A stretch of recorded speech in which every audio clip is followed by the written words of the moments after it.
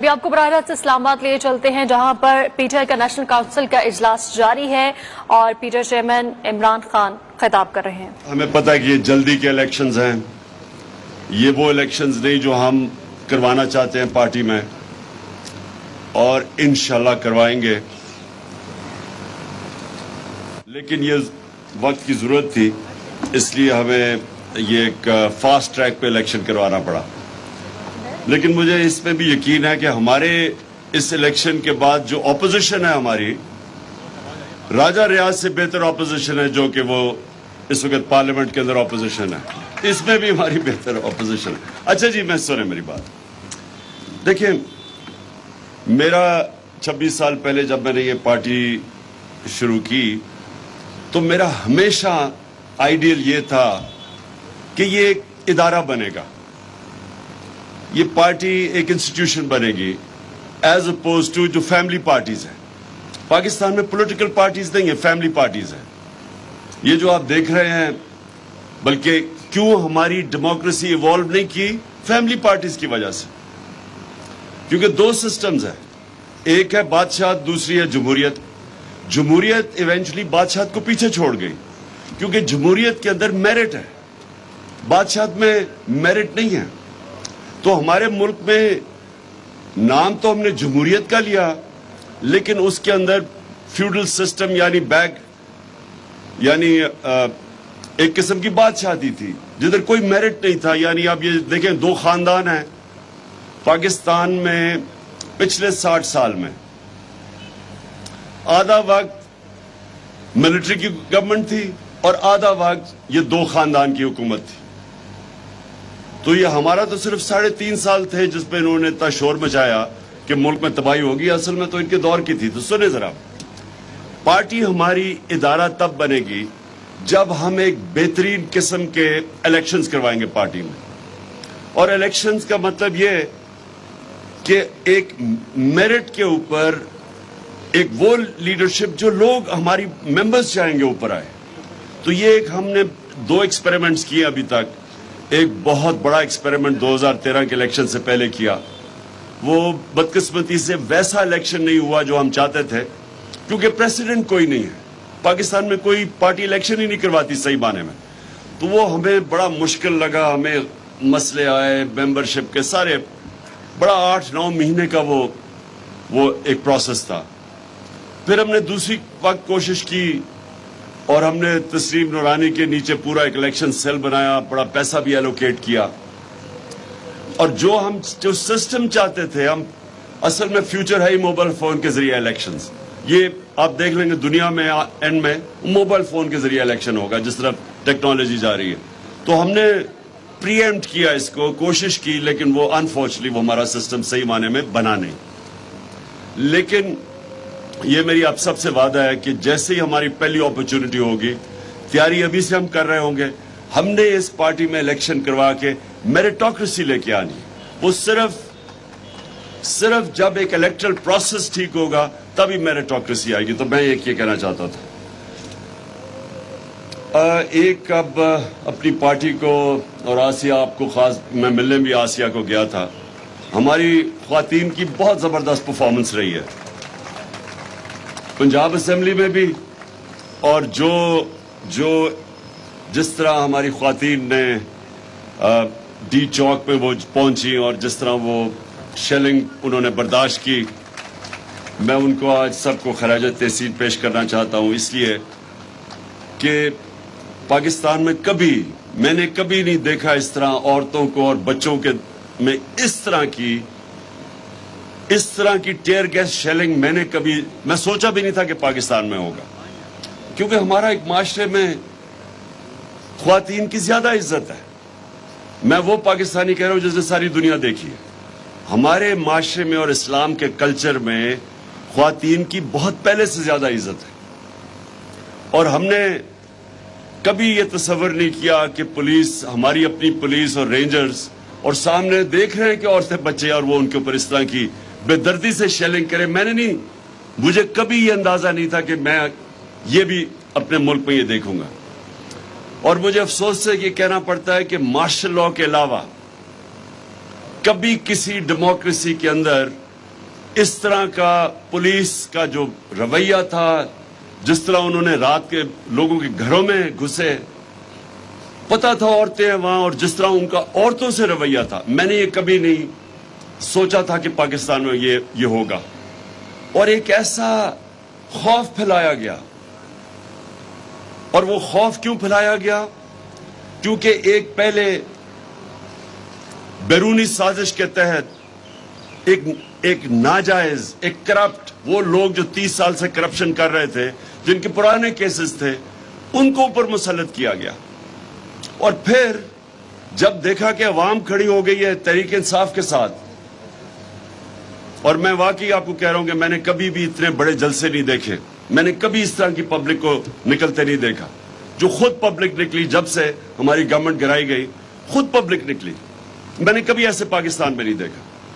اور دوسری چیز کہ جب خوف آ گیا، انہوں نے جب دیکھا پبلک نکلی ہے، تو جب ہم نے یہ ایک پرامن احتجاج تھا، ہمارے دور میں 3 لانگ مارچز کی گئی. فضل الرحمان نے کی، اس نے کیا، بلاول نے کیا مہنگائی مارچ. 4 روپے تب بڑا تھا پیٹرول، اور اس نے مہنگائی مارچ کر دی.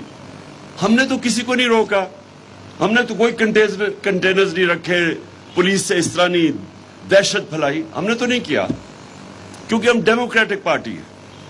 ہماری گورنمنٹ سب سے زیادہ ڈیموکریٹک گورنمنٹ رہی ہے اس پاکستان کی تاریخ میں.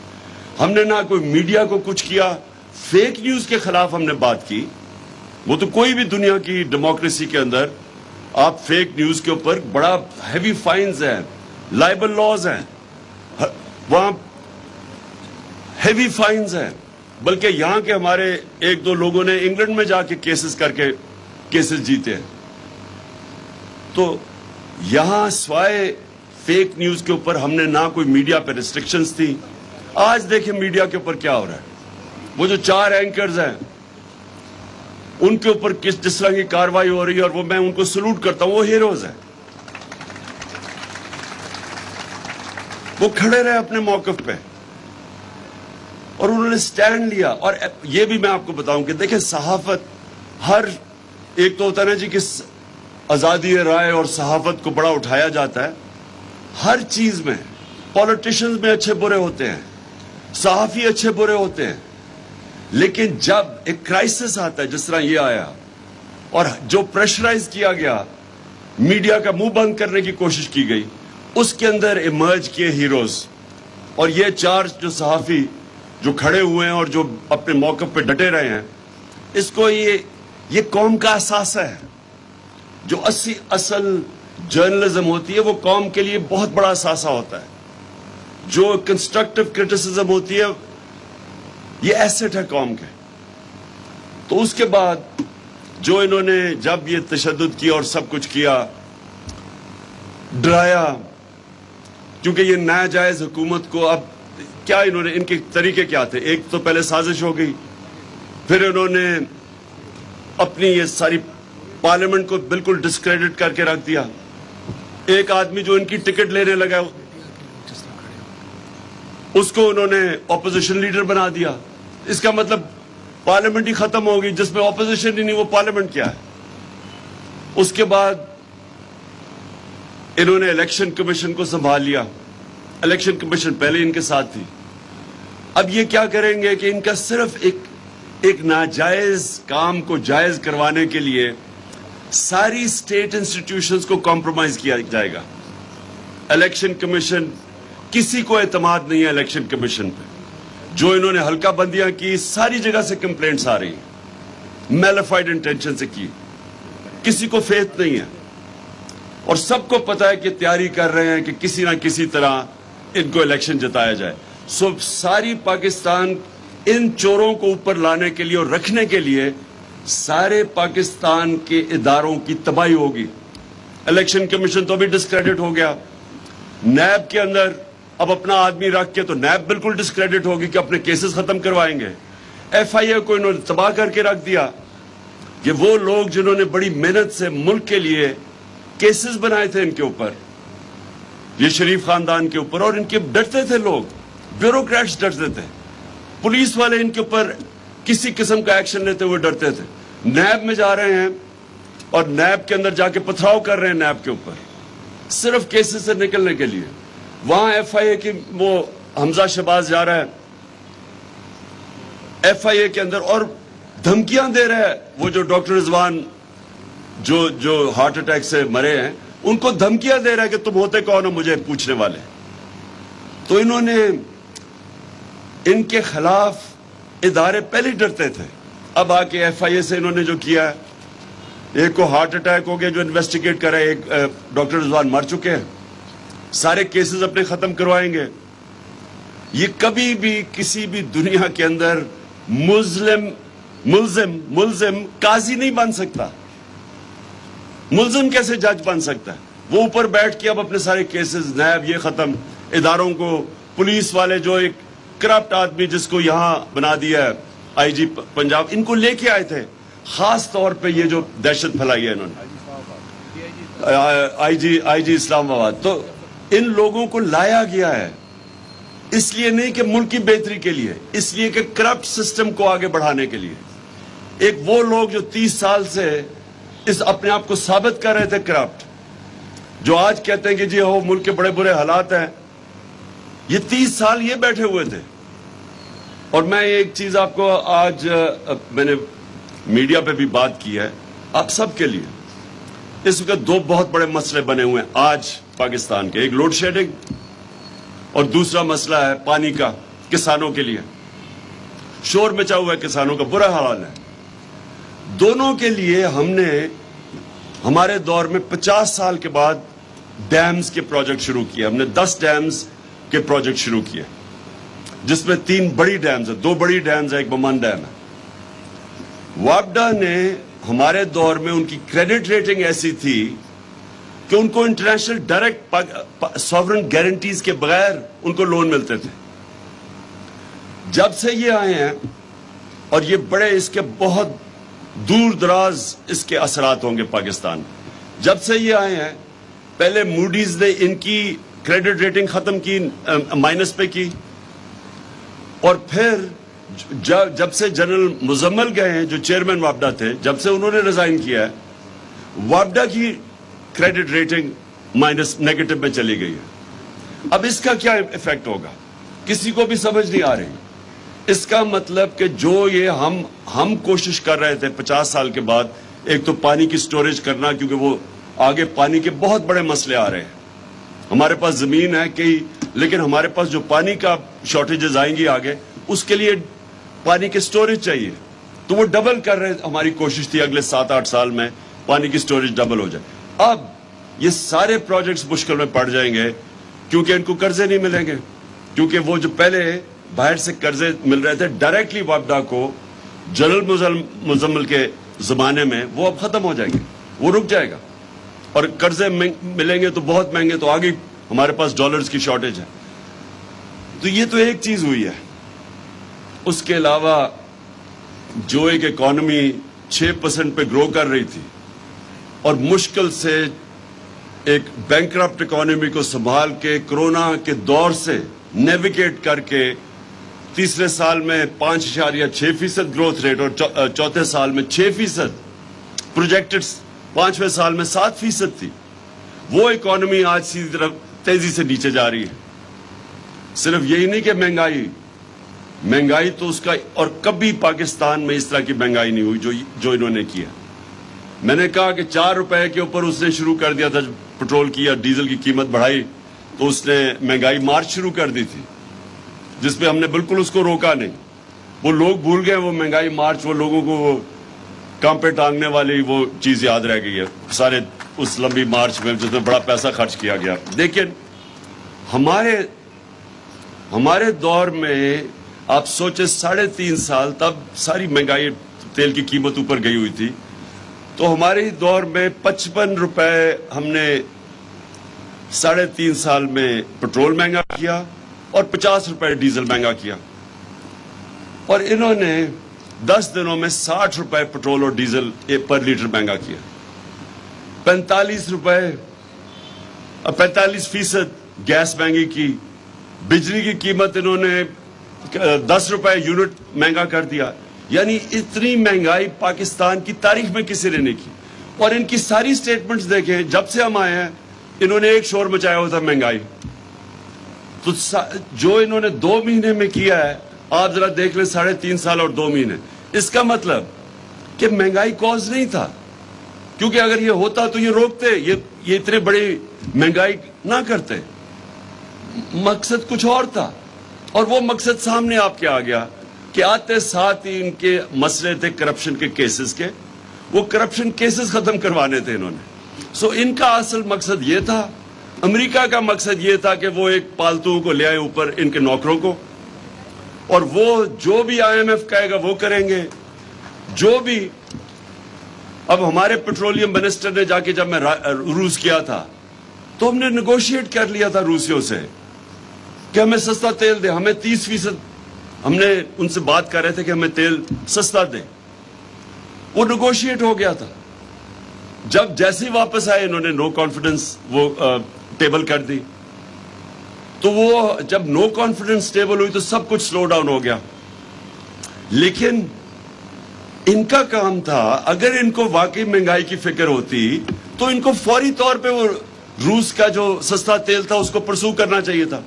ان کا فائنانس منسٹر کہتا جی روس ہمارے پاس آ کے ہمیں آفر دے, یعنی تیل کی ہمیں ضرورت ہے لیکن روس کو کہہ رہا ہے کہ ہمیں آ کے آفر دے. یعنی اصل میں امریکہ کی اجازت کے بغیر یہ کبھی کوئی کام نہیں کریں گے. عوام پس رہی ہے. ہندوستان 40% کم پہ تیل خرید رہا ہے آج روس سے, 40% کم. جب ہم 60 روپے بڑھا رہے تھے لیٹر تو ہندوستان 25 روپے لیٹر کم کر رہا تھا, کیونکہ انہوں نے روس سے تیل لے رہے تھے. تو ان کو اگر فکر ہوتی اپنے لوگوں کی تو ان کا سب سے بڑی پرائرٹی تھی کہ وہ اس کو پرسو کرتے. پرسو کرنے کی تو بڑی دور کی بات ہے. ان کو تھوڑا سا ان کے خیال میں بھی آ جائے نا کہ ان کے جو ماسٹرز بیٹھے ہوئے ہیں واشنگٹن میں امریکہ, وہ ناراض بھی ہو جائے تو یہ کبھی وہ آگے قدم نہیں اٹھائیں گے. ان کو کوئی فکر نہیں اپنی عوام کی. میری کنٹینشن یہ ہے کہ ان کے دونوں کے پارٹیوں کے سربراہ کے اربوں ڈالر, روپے نہیں, ان کے اربوں ڈالر باہر پڑے ہوئے ہیں. یہ کبھی کسی قسم کا اس قوم کے لیے سٹینڈ نہیں لیں گے جدھر ان کے ڈالر خطرے میں آ جائے. ان کو خوف یہ ہے کہ امریکہ اگر ناراض ہو گیا تو وہ ان سے ہوگا جو آج روسیوں سے ہو رہا ہے. جتنے روسی اولیگارکس کے پیسے باہر پڑے ہوئے ہیں, ہر روز آپ سنتے ہیں کہ ان کا جیٹ لے لیا, ان کی یاٹ لے لی, ان کے اکاؤنٹ فریز کر دیے. یہ ان کو ڈر لگا ہوا ہے کہ کہیں وہ ناراض ہو گئے تو ان کے پیسے پھنس جائیں گے. لہٰذا بجائے روس کا تیل لینے کے لیے انہوں نے اپنے پیسے بچانے کے لیے وہ کیا جو کہ امریکہ, انہوں نے حکم بھی نہیں دیا ان کو, تو اتنا کہ وہ ناراض نہ امریکہ ہو جائے, یہ کبھی کوئی کام نہیں کریں گے. اور میں بار بار بتاتا ہوں کہ 400 ڈرون اٹیکس کیے امریکہ نے جب یہ دونوں سربراہ تھے 10 سال میں, 2008 سے 18 تک 400 ڈرون اٹیکس کیے امریکہ نے.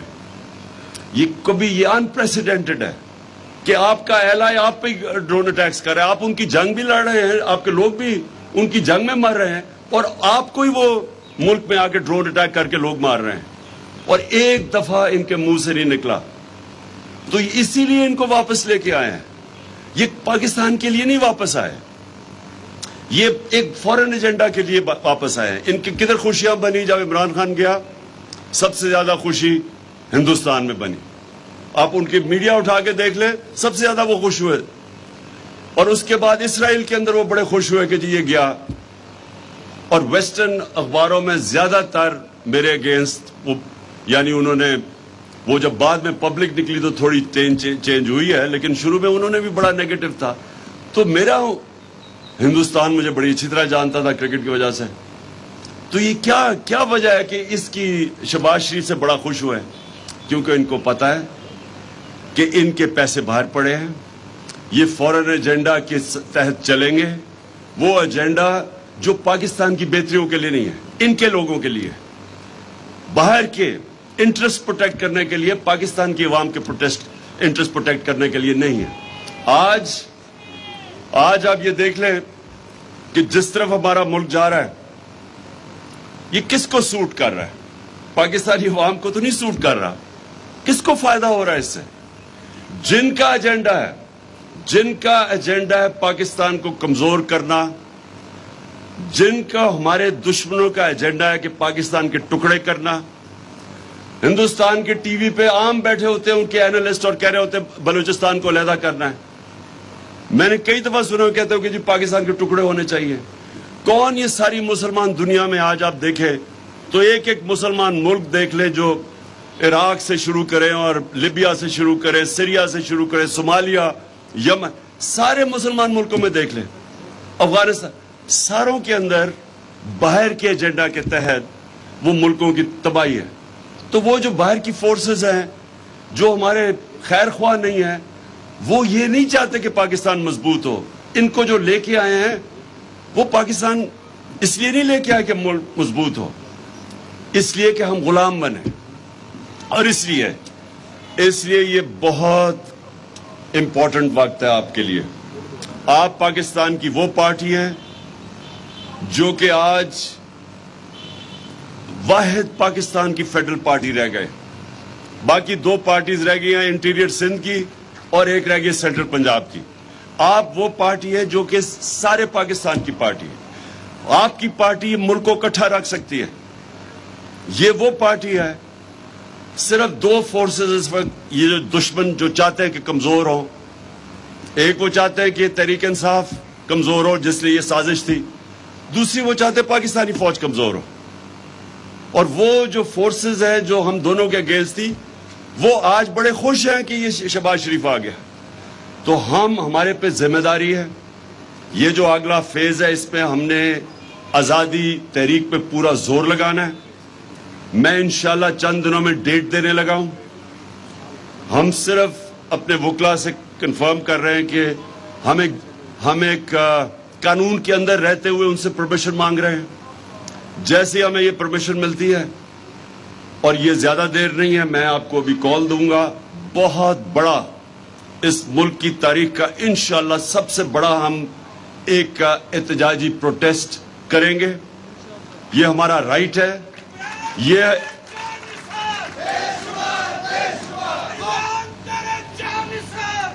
انشاءاللہ بس میں صرف آپ سب کو کہہ رہا ہوں کہ تیاری رکھیں. بس ہم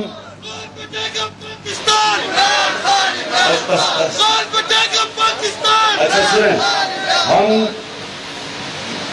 ہم ساروں میں نے تنظیموں کو کہا ہوا کہ اس کی تیاری رکھیں. ہم انشاءاللہ جیسے ہمارا کلیئر ہوتا ہے, ابھی سپریم کورٹ کا سے جو کلیئر کرتے ہیں کیونکہ ہم سپریم کورٹ میں گئے ہوئے ہیں, جیسے کلیئر ہوتا ہے میں آپ کو ڈیٹ دوں گا. میں سب کو چاہتا ہوں آپ جتنے بھی ڈیلیگیٹس بیٹھے ہوئے اپنے علاقوں میں تیاری کریں, کیونکہ میں اس کو یہ نہیں سمجھتا ہم پالیٹکس کر رہے ہیں. میں اس کو یہ سمجھتا ہوں کہ یہ ہم اپنے ملک کے لیے جہاد لڑ رہے ہیں. آزادی, ایک مسلمان جب اپنی آزادی کے لیے کھڑا ہوتا ہے وہ جہاد ہوتا ہے. اور انشاءاللہ میں جب آپ کو ڈیٹ دوں گا آپ کی سب کی تیاری ہونی چاہیے. بس اچھا آخر میں بفور یو لیو, نور اللہ قادری سے وہ مذمتی قرارداد کروانی ہے, وہ ایک بی جے پی کے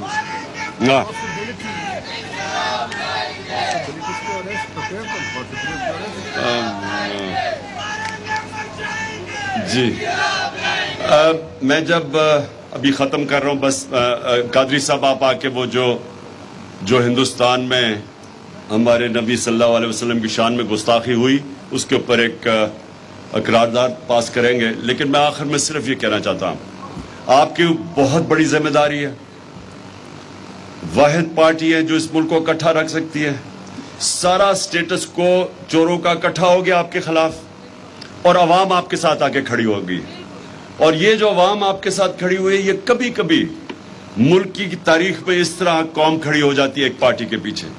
یہ بھی ہمارے اوپر ذمہ داری ہے. اور انشاءاللہ میرا یہ ایمان ہے کہ آنے والے دنوں میں ہم ہی وہ پارٹی بنیں گے جو اس ملک کو حقیقی آزادی اور حقیقی جمہوریت کی طرف لے کے جائیں گے.